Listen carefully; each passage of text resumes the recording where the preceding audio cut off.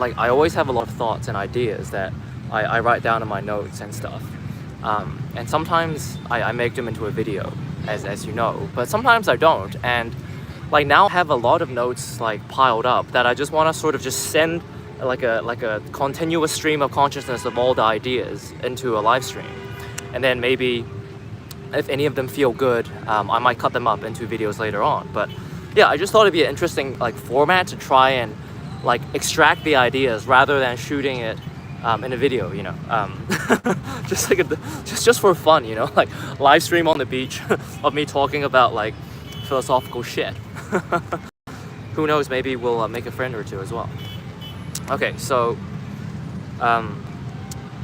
the first idea is I've been vegetarian for actually not most of my life, but I think, you know, in my 20s, let's just say, in the past decade or so, I've been mostly vegetarian, vegan, and then I kind of went back into like pescatarian, but mostly my diet was plant-based. And I haven't eaten as much meat as I have recently or so, where I feel like I really got back into eating meat again. Yeah, and I just want to share sort of the different effects that's had on myself, like I guess on my body and my mentality as well.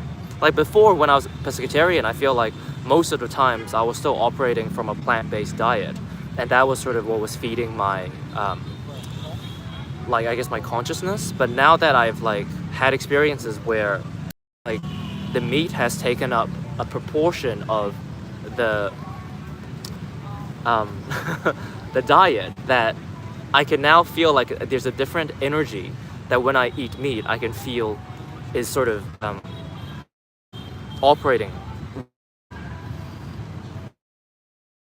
between eating vegetarian and meat. So, well, I'll get into why later. I find when you have meat in your body, like meat is a very grounded thing, you know, it's like, it's real, it's like the earth, you're eating a grounding. So if you want to do things that are more like physical, you know, like doing things, like not overthinking, not thinking, you're just doing things, like being more primal essentially, right? Like if you want to be more primal and just like fucking do shit without all the, then I think eating meat is really good. Like it really does put you in a more of a primal energy and much more in your body, like in your lower chakras. Whereas eating vegetarian, I find, and now it makes a lot of sense why like Buddhists and a lot of spiritual people do this, is that puts in your upper chakras, right? Like if you want clarity, then I find eating vegetarian is a really good idea. Cleanses your body in a way where you feel lighter, so then you can think clearer. Whereas when you have meat in your body, it's like you have all of this like energy and this like and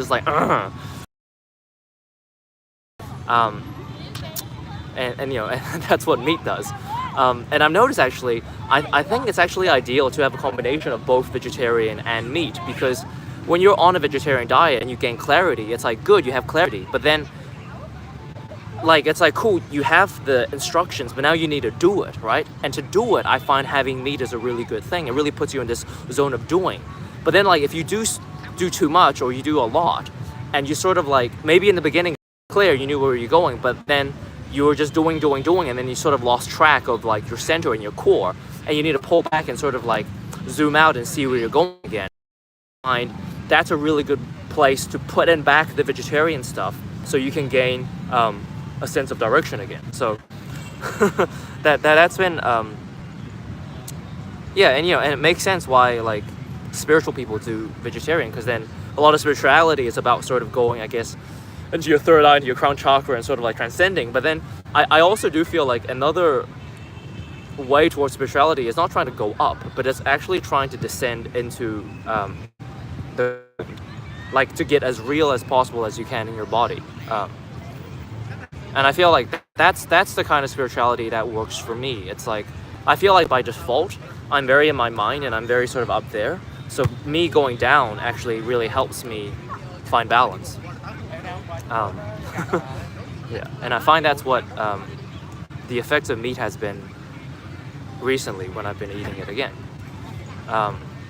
I guess one reason I started eating meat again was because, like, being, I guess maybe in Asia or in Da Nang in Vietnam, like the energy is very vata, if you know what that means. Like, quick, so everything is like everything feels very mental and very quick. And then it's like I'm naturally kind of like that anyway, so it really sort of way. So I feel like I have to try really hard to maintain my sense of groundedness and to be still and to be on the earth. And then I more and more I started craving more heavy foods like peanut butter and meat and beef, right? These like really dense substantial things like meat that really puts in your body. Yeah, and then like intuitively I was drawn to eating these things, and I mean it does help, for sure it does help. And it puts me in my body. But then yeah, I could also feel like if I eat too much of it, I get grogged down a little bit, and I kind of like lose my sense of clarity, and then I find I crave vegetarian foods again. But then I find if I switch back between one or the other, that actually gives me the most balance and the most comprehensive, I don't know, energetic structure for me to keep moving. So that's been really cool.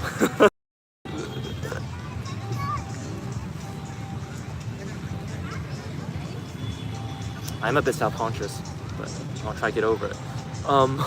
Another idea I had was that this was something someone asked me. They were like, you know, I was like, oh, you should follow your intuition. But then they were like, you know, but like, what if I'm like irrational, emotional?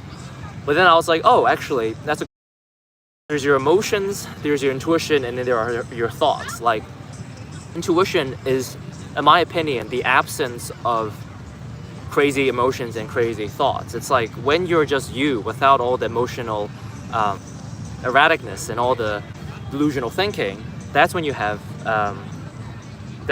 intuition. Like, you know, when people say, oh, I feel like this is the right way, I feel so strongly about this. And I know when someone says feel, it feels like that's emotion, right? But I would argue when you say I feel in that context, you're not actually talking about your intuition. It's like this deeper knowing inside of your soul, like, oh, this is what is true. And then you feel that. And it's not like anger, it's not like joy, it's not like an emotion, but it's sort of like, I guess, like an emotion or a feeling of certainty.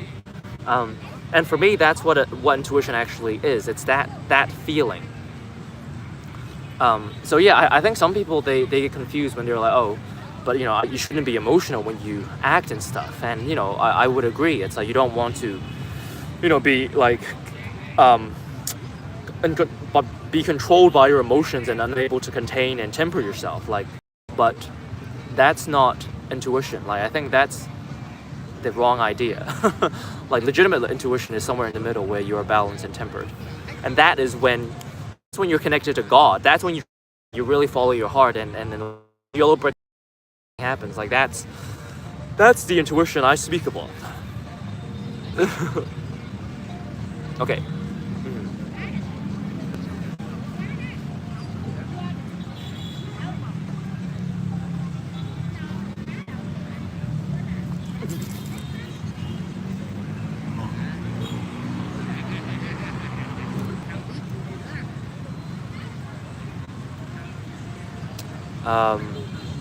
The next idea is to do with meditation. Okay, you know how and My Hero Academia, Deku has the power called Full Cow, which basically it's just like super power, super strength. It's like super energy, right? And in the beginning, how he was using it was he had no control over it, right? So he was like, okay, if I want to jump, he would like use 100% Full Cow, or you know, 100% one for all in his legs, and he would like explode into the air. He would jump super fucking high, right? But because he was sort of using it uncontrolled and was just exploding with it, like his legs would break and explode the moment he jumped, right? Or if he wants to something, it was like 100% into his fists and into his arms, and then his arms are dead. So, you know, using it like that, sure, you gain power, but then you wreck yourself. And I feel like what meditation teaches you is how to channel that energy in a way where you're not just like 100% emotional reacting and like breaking yourself, but you're able to feel that energy, because it's just energy, right? And you're able to control it and temper it throughout your body like Deku does in My Hero Academia, where like that explosive energy, rather than just exploding it straight away, it like it's almost like he forms a web throughout his skin into his body, and then it's like the entirety of his the power is spread out in a consistent, controlled way, so that he doesn't fucking like kill himself, right? So yeah, I find when I do meditation, it's like when I have emotional reactions within me or have energy, it's like rather than feeling like I need to just like explode and like punch something, which is valid in its own way, but it's like if you really hone into the feeling of, let's say, anger or any emotion, it's like there's a very obvious physical sensation that corresponds to that emotion.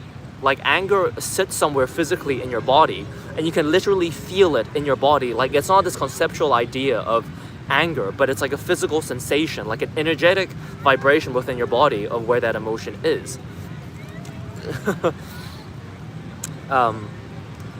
Yeah, and then like once you can feel that into more of it, like feel the physical sensation aspects of it more, then the emotion becomes more and more conscious, where it's not like you're not being consumed by it, but you're able to actually have some control over it. Especially, and this is especially important when you're in situations where you like get triggered by other people, right? It's like maybe you have this like default way of reacting where you're just immediately like this knee-jerk reaction of like this emotion or that emotion, and it's like you have no control. It's just like this default programming, this neural pathway that you've wired inside of your mind of how you always react to something. Or like, oh, I see a pretty girl and that freaks me, right? And it's like you have this immediate neural feedback of like fear that it's like you have no control over, and it happens immediately. You're like, fuck, I can't. It's like it just completely consumes you, and you don't have any more control over how you actually want to act. Woo!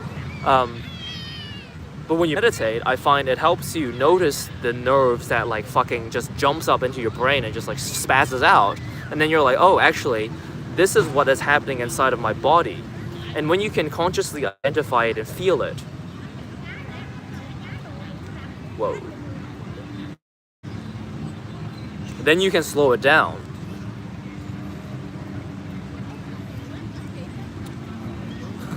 And actually have some control over yourself. Yeah. It's like rather than like be on this like constant emotional autopilot where you're just knee-jerk reacting to everything around you, it's like you learn to embrace but also integrate those feelings and that energy within you. And then actually over time you get to like actually channel that energy in a much more conscious way where it basically becomes like magic, like the emotional energy as a source of mana within your body that you learn to channel to other things. And that's more through Vipassana and stuff like that. I found was the most useful, where you really have this conscious awareness of like physical sensations within you and how an emotion is linked to that. And then like everything that happens within you internally, you just gain a broader awareness of. Then it's like, once you master the energetic state of your being, of your internal world, it's almost like eventually it translates into a mastery of the external world. Okay. Whoa, man, this is like really tiring actually. There's so many ideas all at once, and you feel like you can't stop because you're like in a live stream, even though no one's watching. Like people come in and out like one at a time, but woo!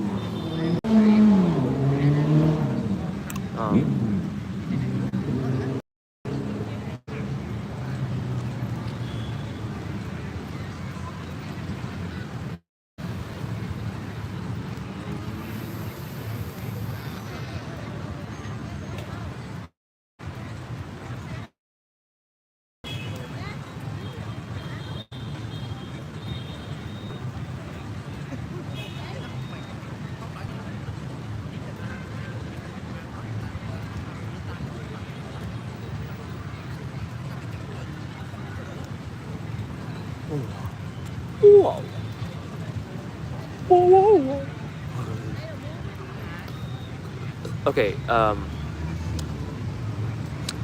okay. The next one is more to do with like abundance mindset, where like rather than trying to do things to destroy poverty, go towards creation. Go towards self-love. Don't kill poverty. Go towards creation. Because like when you do things to destroy something you don't want, in a way you actually put more energy into that thing. Whereas if you go towards creating the thing you actually do, actually what you will get more of in your life.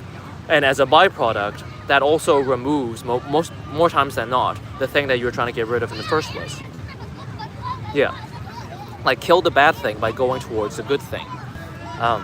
And you'll find that like the energy of creation is such a powerful energy in this world, where like once you're into it, it's like it amplifies your energetic sphere so big, and like so it just attracts shit into your life. It attracts that energetic vibration into your life, you know, and that actually gives you abundance, in my opinion. Whereas it's like if you go towards things because you hate something or you're afraid of something, then it's like you're putting yourself into this hole of fear, and that's what you're sort of emanating into the world, and that's sort of what comes back. So yeah, it's like, what do you actually want to create? Like if you had all the money and all the time in the world, like what do you actually genuinely want to bring into this world? And everybody has a thing that they actually want to do, that they want to create, you know. And it's like if you can hone into that even just 1% and just do even 1%, it's like,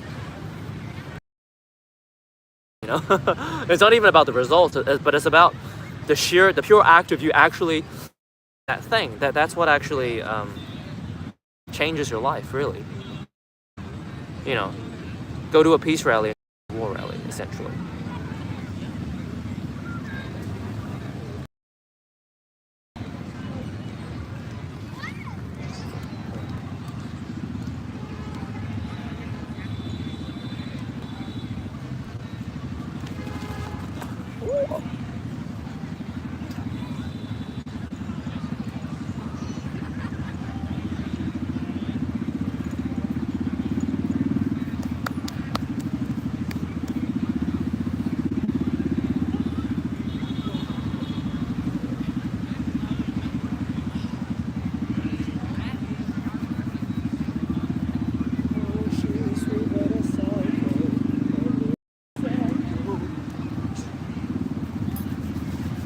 Okay, next one. Oh, this is a big one. Tried to do this in a tech talk, but it was so fucking massive. It was really hard to put there, you know? Okay. Next one is to do with morphic resonance by Rupert Sheldrake. It's the idea that our memory is not in our brains, but but our brains are an antenna for our memory, which lives in like a cloud somewhere in the universe. The Akashic records a morphic field, essentially.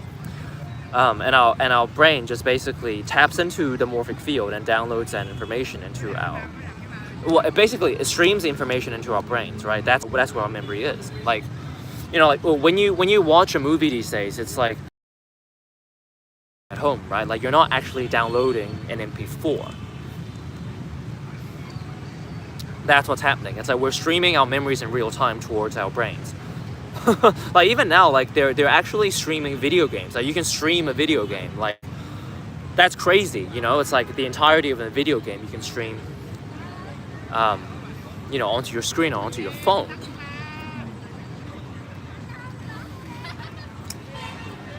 Okay, so yeah, and also like, okay, you know how in the past we had all of our computer memory, it was on hard drives. But now a lot of our memory is stored cloud, like an iCloud, right? One person watching, thank you for joining. I'm just talking about random ideas that I have sort of going through in this notebook. Do videos later, just to try something different. So, but now like a lot of memory is stored on a cloud, like an iCloud. And I feel like if you sort of take this as a trajectory of how things naturally evolve it kind of seems to go in a direction of evolving into things being in the air, being in the cloud. Like everything is in the cloud. Your movies, your memory, your video games, it's all in the cloud.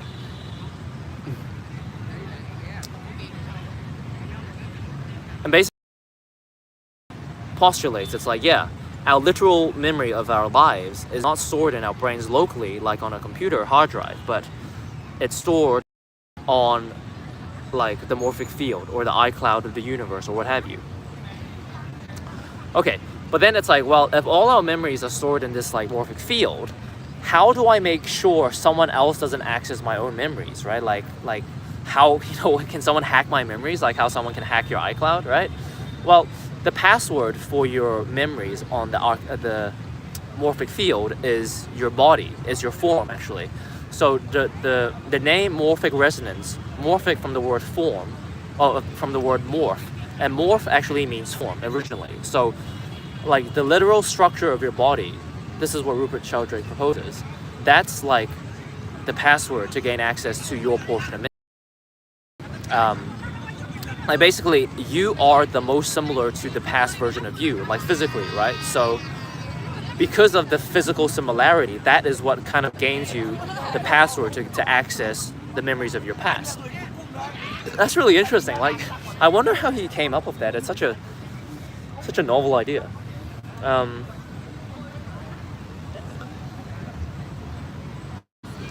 Okay, and then it's like there's been some interesting things that's happened in the world that feels like morphic resonance would explain. Prove it somehow. Well, you can't really prove it outright, I feel like, but you can sort of observe things and allude that it might be due to a morphic field and not due to factors of like genetics or the environment. So, for example, there was these identical twins that were separated at birth.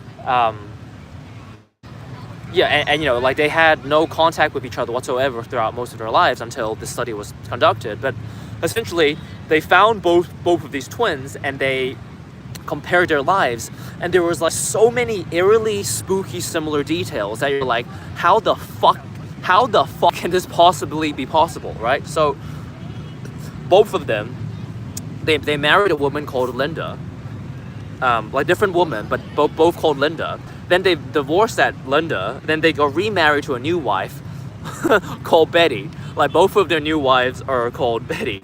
Then they had a son named James Allen. Both of them had a son named James Allen. And while they were growing up, they both had an adopted brother called Larry and a dog called Toy. Like both of them. Both worked as sheriffs, and they both vacationed at the same beach and drove the same car to that same beach. And it's like that they have so many like random similarities that seem to have like no like logical explanation. It's like how do you randomly just like what are the chances that you Linda that you both divorced and then you remarry another like woman called Betty, like it's just crazy. And I feel like this is almost like it's like an archetype of these twins. It's like maybe this program of their soul, or this like program. Yeah, I don't know how to say it, but it's like an archetype that's trying to run through. Well, I guess like each body, each form is its own archetype with its own and its own journey, and it's like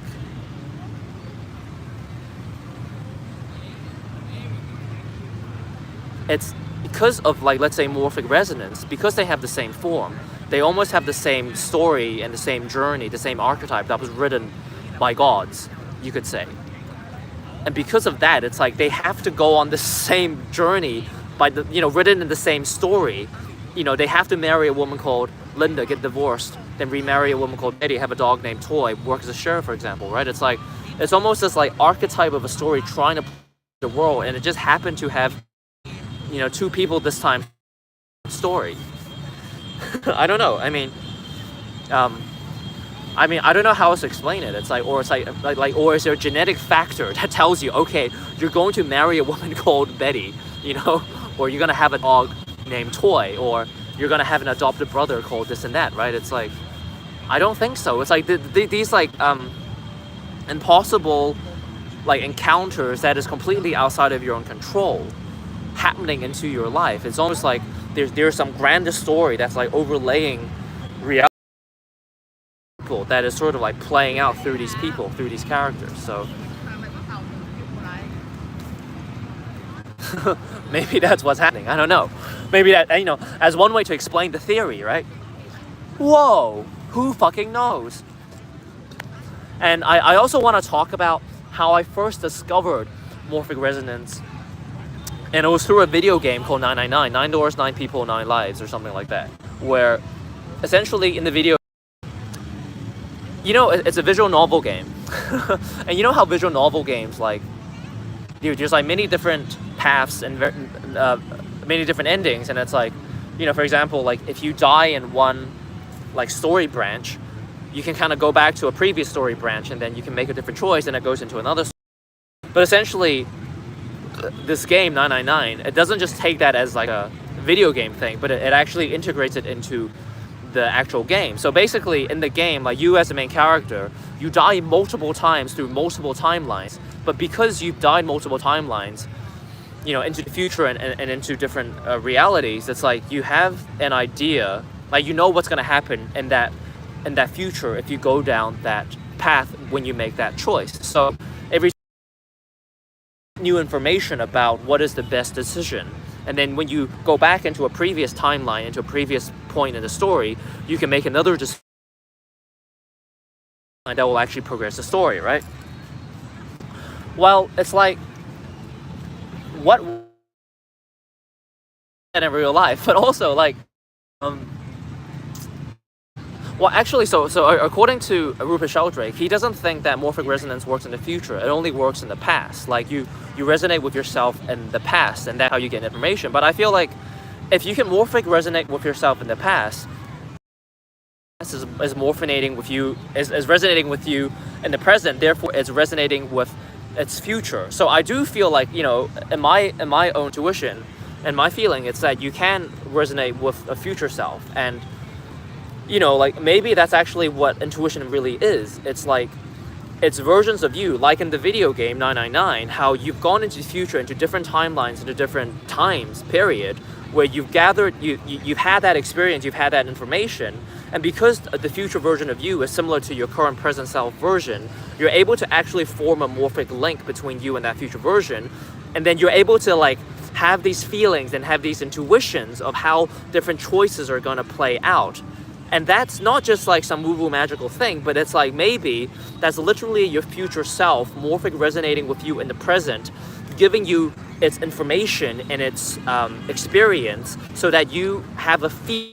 You don't have this perfect resonance where you can tell, but you have enough of a feeling to know, oh, if this choice feels like this, and this choice feels like that. And what you find most of the times anyway, at least in my experience, it's like when I trust my intuition and I trust the feeling of how a choice is going to make out, like basically in times it plays out exactly the way that I felt it was going to play out. And you know, this is like another example where it's like, you know, in Naruto, like when Naruto shadow clones himself, like whatever happens to the clone, like once the shadow clone disappears, all the experiences and the memories of the shadow clone goes back into Naruto. And I feel like, well, maybe that's actually also what happens, you know, let's say as an analogy for our different versions of ourselves across timelines and time. It's like you have a shadow clone, or you have a different version of yourself in a different time, in a different reality, where once that one has its experience, it almost like it kind of poofs into the grand morphic field of like, I guess, the universe and of you across all timelines and across all time, that you're able to access some of it depending on how tuned in you are, I suppose. Yeah, I guess you can train well. Then you can have an idea of how different choices will play out.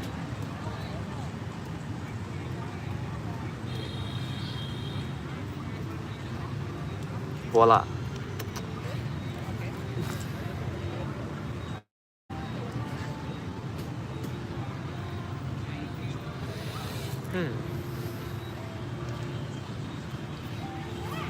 Are you guys able to actually make a comment, or does that not allow this to happen? If you're there, can you say hi? Because I can actually see, maybe just no one's making comments, that's why, but I wonder.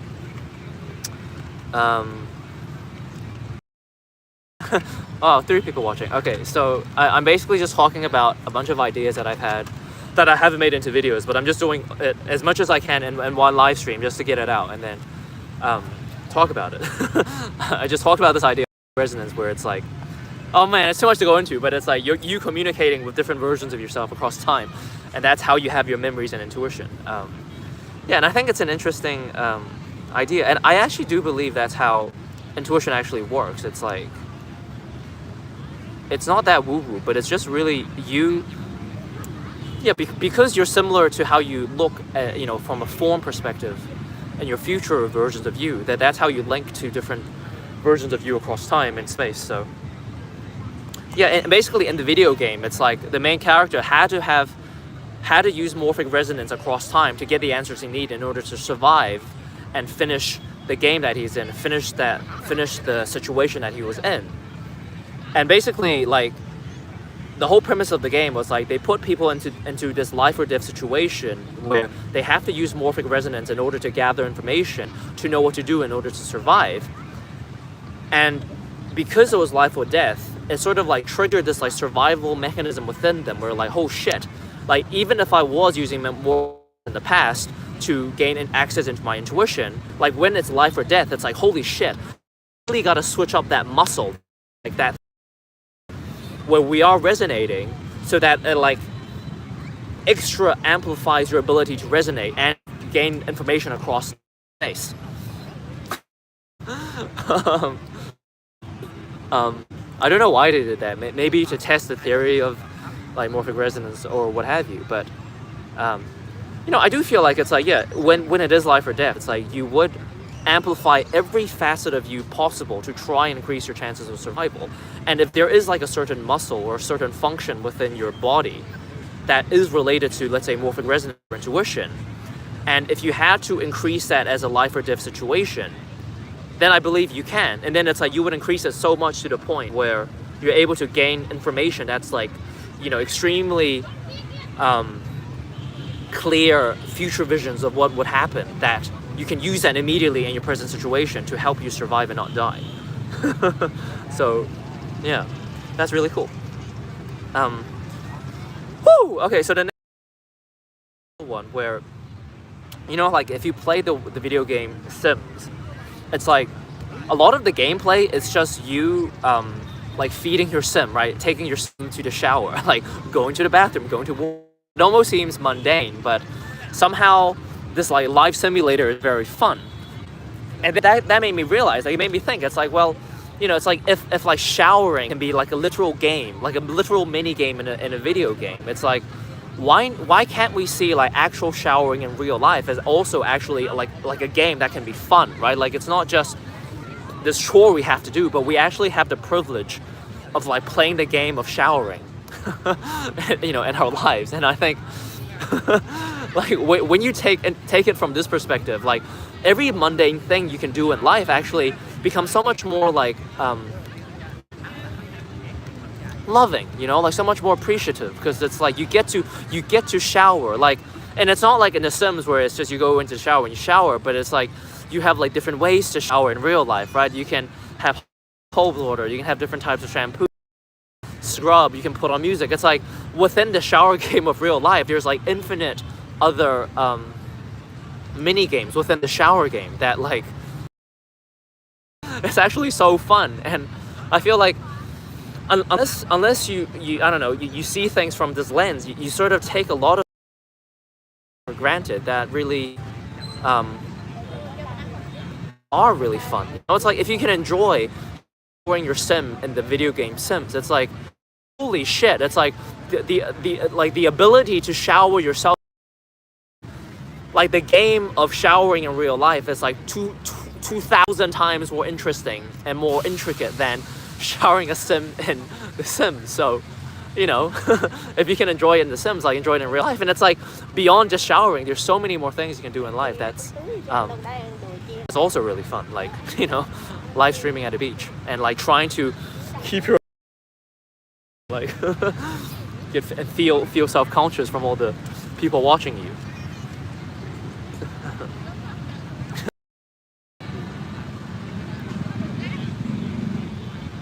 Or even eating, you know, like, you know, in The Sims, it's like you just press eat and then they eat a bunch of stuff and then it's done. But it's like, whoa, like the game of eating in real life is so crazy. There's so many ways to eat, and it's like there's so many different types of cutleries and like different tables you can sit on, and like how you eat, when you eat. It's like there's so many things, you know, that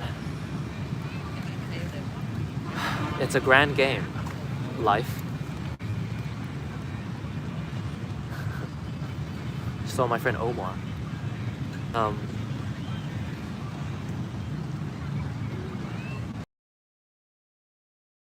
Holy shit.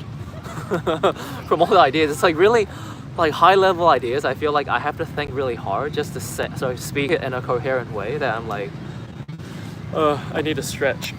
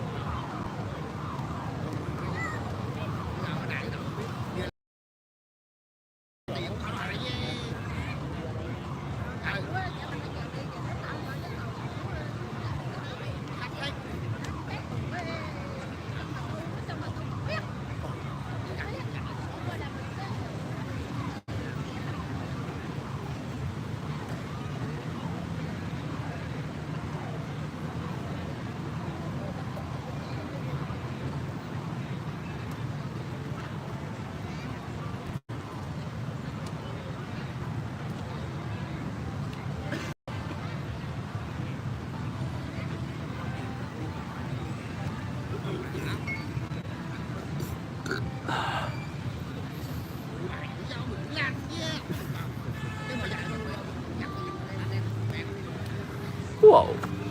Okay.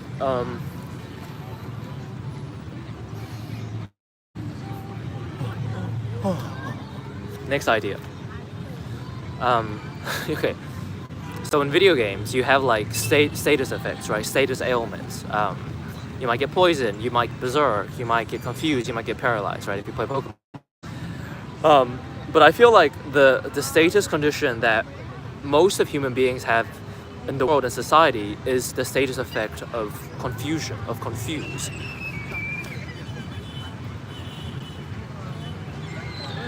This is more of a Final Fantasy status effect, but alas, basically it's confusion. Or I would say it's not so much confusion. Well, it is confusion in real life, but it's also, I would say, a better name for it would be delusion. Like, there's a lot of delusions within our minds that we're constantly afflicted by that basically fucks us up in the long term in life. And I feel like that's the most pressing status condition that ruins our lives. Is confusion. Like, sure, you know, maybe you can have poison as well when you eat a lot of like garbage and you drink alcohol and stuff, but I feel like confusion and delusion does more damage. Basically, I think modern society, especially if you're in a Western civilization, it's like there's too much. Basically, like we don't operate from our heart and our bodies anymore, and it's like everything we do is like an idea of what we should by external sources. We don't listen to our intuition, we listen to the dogmas of the world, for example. You know, whether this comes from your parents, your teacher, society, or religion, for example, like there's so much like programming, basically, so much brainwashing that goes into our lives that we sort of buy into. And then it's like, if you start living your life by these rules and this brainwashing, then it really fucks you up, actually. Like, it really fucks you up beyond anything else. It's like, if you don't know how to listen to yourself, I feel like that fucks you up more than anything else in the world. So how do you, okay, and before we move into how to remove that, there's a quote from Seneca that's like, we suffer more in our imagination than we do in our reality. And I feel like that's so apt for the mental, the condition of the human species in the modern, especially with like screens and stuff. It's like even more layers of just information, of like mental activity and mental input of ideas, you know, in the digital world, including this live stream, I suppose, you know. But it's like, you know, it's like, there's nothing wrong with that. There's nothing wrong with screens and having input from others. Of course not. Like with learning and stuff, of course not. I mean, basically learning is external input, right? Into your mind if you're learning things. But it's like, of discerning the information, and you like listen blindly to what everyone else tells you, then you're fucked.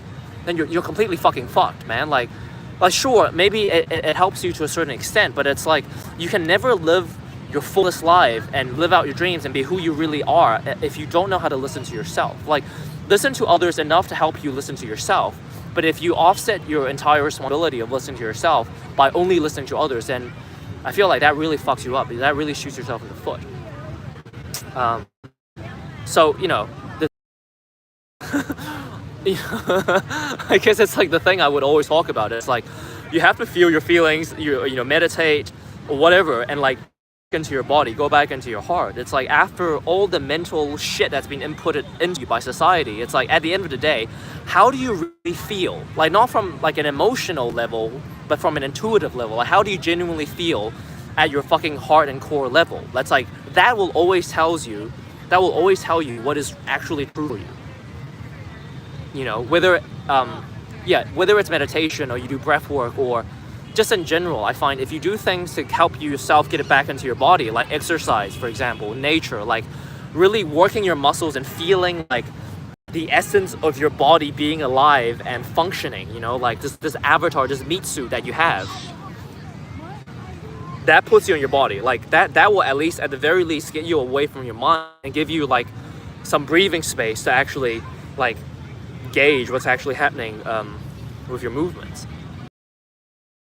That exercise had better mental health. It's like, well, duh. It's like, you know, if we have so much excessive mental stimulation that pulls us from left, right, and find ourselves, and it's like this like absolute chaotic, you know, confusion, delusion in our minds all the time, then it's like, well, fuck, like that's what's fucking you up, and you got to get away from that. And it's like, well, how do you get away from your mind? You go into your body, right? We escape into air, into our minds, when we want to avoid the feelings in our body. Like, our feelings we want to avoid, and all our fears, it's like somewhere inside of our bodies, essentially. You know, some emotion that we're afraid to feel.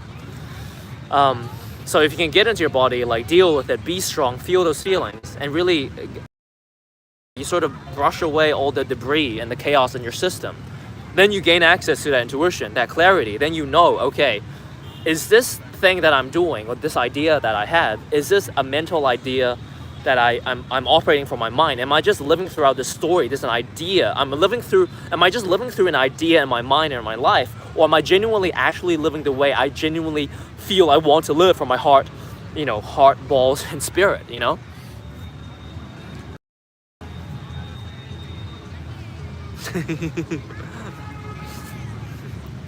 Thank you for the one person watching. I hope this show is good for you.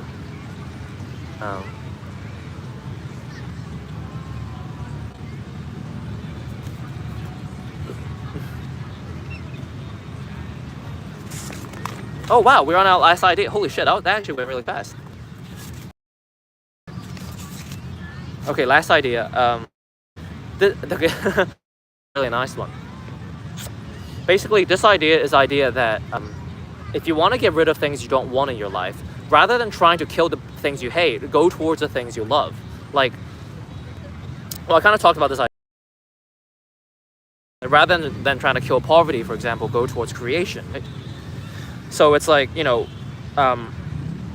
like, oh, if you want a better body and you want to feel healthier and look better, it's like, do exercise and eat healthy because you love yourself, because you want to honor yourself, right? You want to honor yourself with health and all that stuff, rather than coming from this place of like, oh, I hate how I look and stuff like that, therefore, I, out of self-loathing, I force myself to exercise and eat this, and eat healthy because it's coming from this place of not liking yourself, right? Rather than it's like, well, I'm this way and I don't feel very good, and it's like, in order to give myself love and to feel good, it's like I joyfully and with love go towards exercise and go towards eating healthy, right? I think when you approach things in life from that mindset of love, basically, it's love. If you approach anything you do with love, then I find that's actually when the results come. Whereas if you approach it with hate, like, it might work in the short term, but I feel like not only is it going to feel really painful and forceful and difficult, but it actually doesn't work in the long term. Because, yeah, it's like, you're trying, you're trying to force the basketball down into a pool, but it's like the moment you let go, the basketball just floats back up into the surface, right? And then it doesn't stay there. Whereas it's like, I guess doing things with love is like slowly letting out the air of the basketball, so it actually naturally, gently deflates and it goes down into the bottom.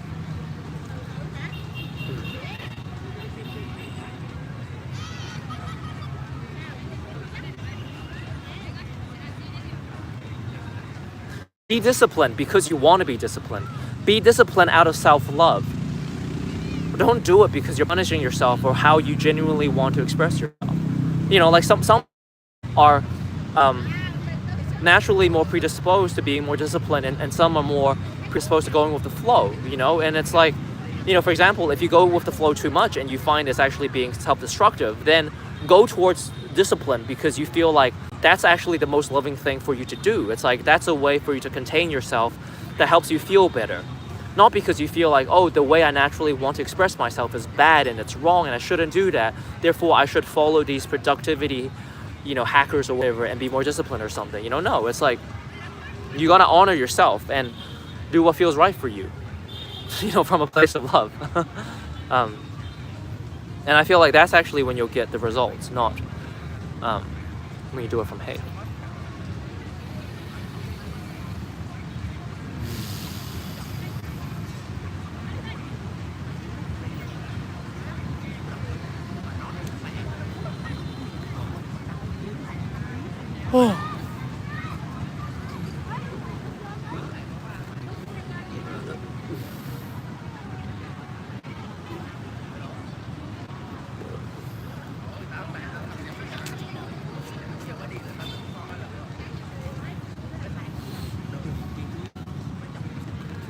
And that's all, folks. Thank you for all that joined. Maybe you'll see this in a video sometime. See you next time. Johnny.